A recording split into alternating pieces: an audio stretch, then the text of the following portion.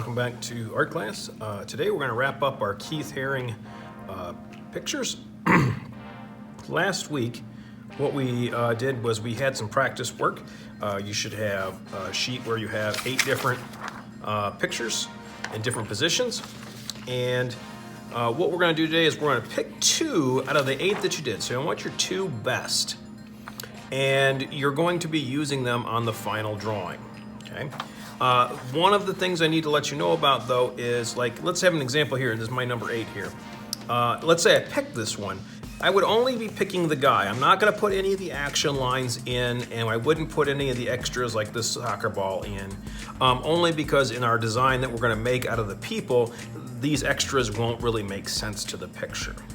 So like again, if I picked here this number 6, I wouldn't have any of the action lines or motion lines or the musical notes because it wouldn't make sense for my drawing, our final design that we're going to do. They were there to for our practice purposes because that's how Keith Haring typically would have done the pictures, but now we're going to modify it so it looks a little bit different.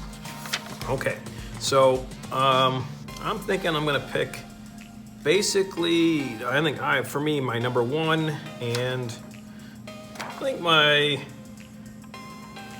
let's see, maybe my number 2. And 1 and 2. I think 1 and 2 are going to be my best. Okay, so this is what we're going to do. You need a separate piece of paper. You're going to want a pencil and eraser, and you're going to want a set of wide tip markers, the normal wide tip markers that we would use like in art class and things like that. We don't need any of the fancy markers. You can do this with crayon, you can do this with color pencil. It just takes a bit longer if you're using those materials.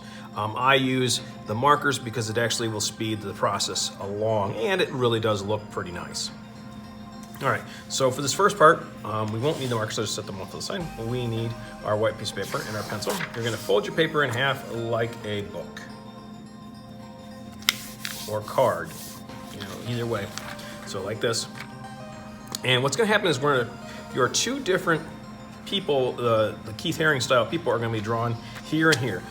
Where the difference is gonna be is one is gonna be drawn here, then we're gonna flip it upside down and draw the other one. That way, it doesn't matter which way you turn your picture, it's always gonna be the right side up. That way, it'll just have a neat, interesting look to it.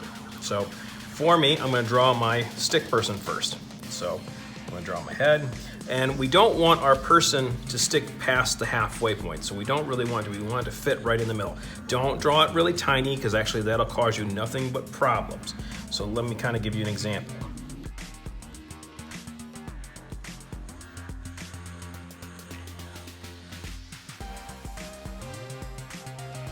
Okay, so there's my stick person, and I go around, make him a bubble person.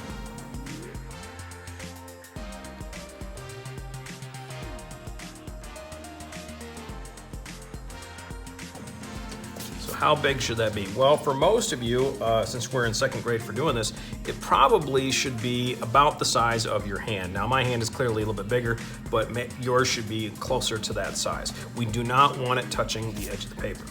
And do your best to try to erase the line on the inside. That's where your other eraser can come in handy.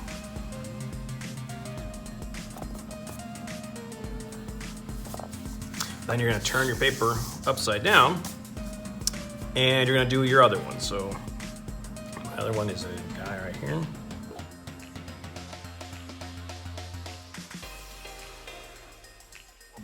Right, so there's my, and the other thing, remember, elbows and knees are important.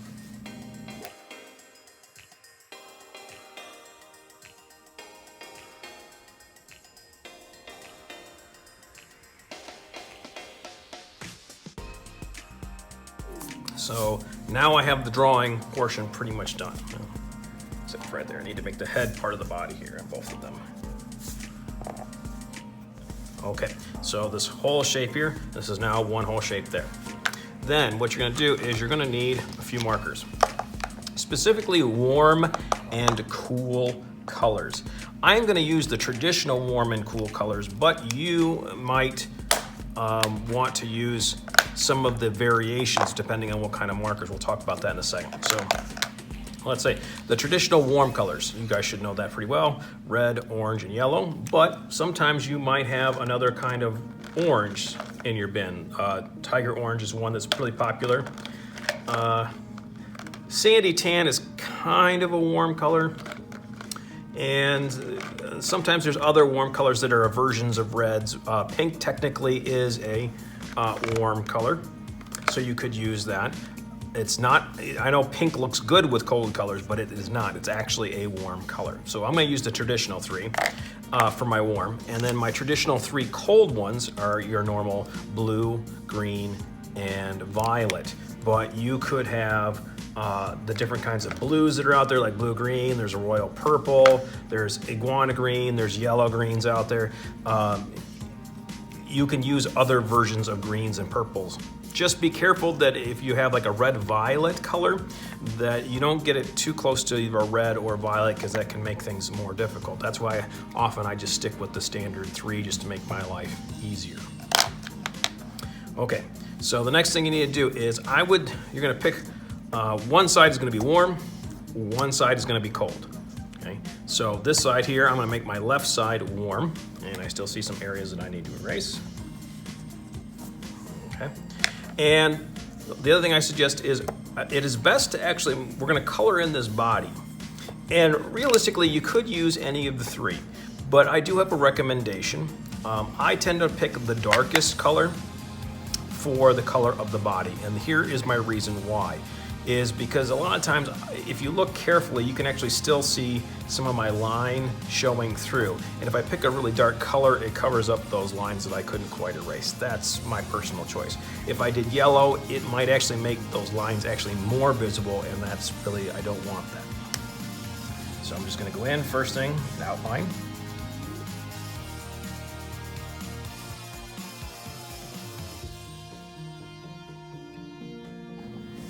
And as we go along, this could be done with crayon or colored pencil. You just need to stick with the same material the whole time. Marker is the way I'm going to do it because I can color a bit faster with the marker.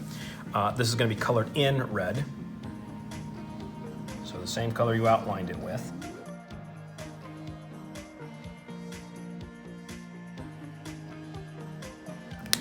All right, so I picked my one color there. Then we need to do the same thing to the cold side. We need to pick a color that we're going to do with it. I'm going to pick purple because it's dark, and do the same thing.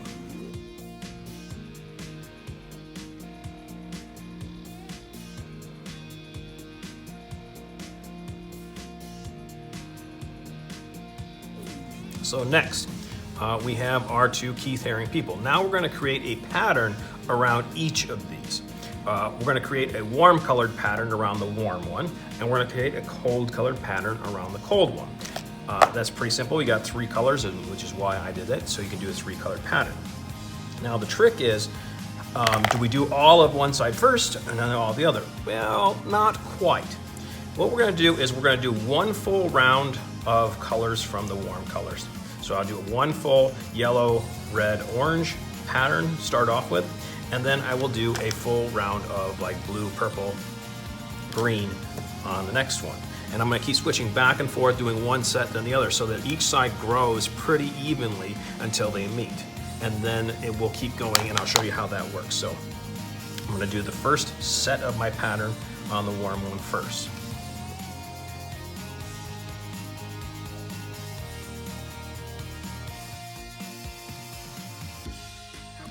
Okay, I've done my first layer. And if you notice, I'm using the side of the marker rather than the tip because I want a nice thick line. This is one of the reasons why it's a little bit faster to do this with marker than colored pencil or crayon.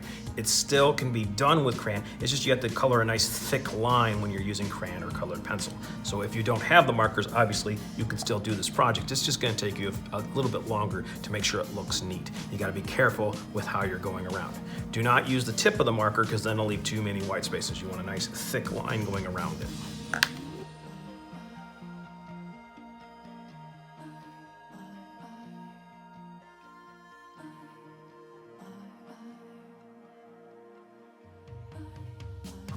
Okay, so I have my first full set on there. I went orange, yellow, red. So that is how the pattern is going to go. So when I do my next round on this side, it will be orange, yellow, red. orange, yellow, red, orange, yellow, red, till it fills up.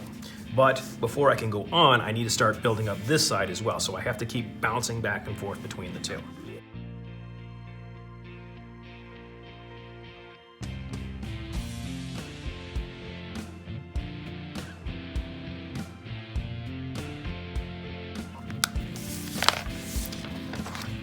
Okay, so now I have my both layers. At this point, I do kind of recommend you have a scratch piece of paper. This scratch piece of paper is just junk. You can clearly see mine's been marked on all over the place. And I only want that because I'm getting really close to the edges and I don't want to mark up my table. So next round, it's the very same thing. I'm going to do my next round of 3. And then I'll jump over here and do my next round of 3. As you'll see, they'll start getting really close together, and that we need to keep bouncing forward, back and forth, so that they both grow about the same size at the same time.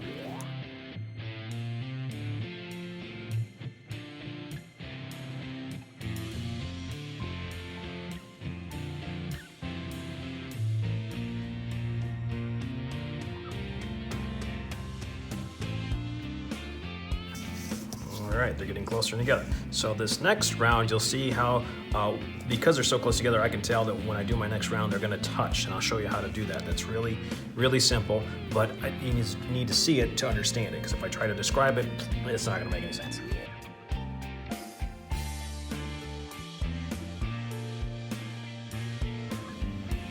As soon as you hit a color, you basically stop. So I have to just fill in the space around it. It's just like if you hit the edge of the paper, you just stop when you hit it.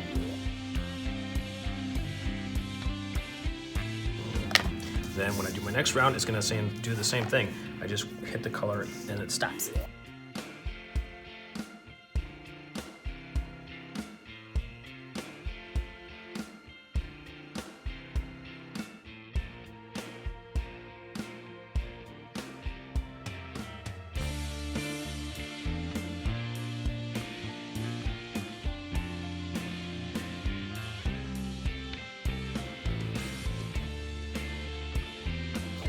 Okay, so as you can see, I kept switching back and forth doing each level, and you can see how they meet. 3, 3, 3, okay? It takes a little while to do this, but like I said, it's a little bit faster if you do marker than if you do crayon or colored pencil. Because if you want to do it neatly, it's gonna look better probably with the marker. But it still can be done nicely if you're careful with crayon and colored pencil. It just takes a little bit longer. One of the things to watch out for is white spaces do have a tendency to crop up. You'll want to go back in and touch those up before you take your photo for me. Once you have this done, now I'm thinking about it, we're not quite done. There is one last thing that I recommend. That's where you go in with a black Sharpie, or in this case, I'm just going to use a black Crayola because mine's still got a good point on it. And I would recommend actually taking in and doing this last, which is why I'm bringing it up now, outlining your person, your bubble person.